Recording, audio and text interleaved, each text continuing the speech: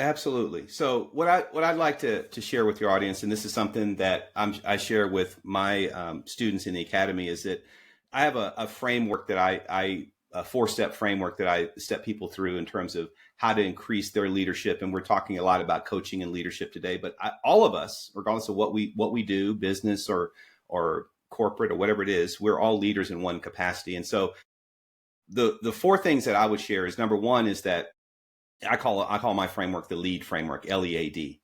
And L is for learning about yourself. And that's what we've talked about here a lot today, is that it starts with the inside, the inner game. It starts with the mindset, the confidence, the understanding of limiting beliefs.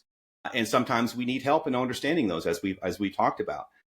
And so what I would on what I would share with the audience on this point is, if you haven't done some inner work, we've talked about that in terms of journaling, but also in terms of assessments. There's some great assessments that are available out there. DISC is one of the my favorite ones, DISC. If you haven't taken the DISC assessment, personality assessment, I'm sure you've taken that, Megan, before.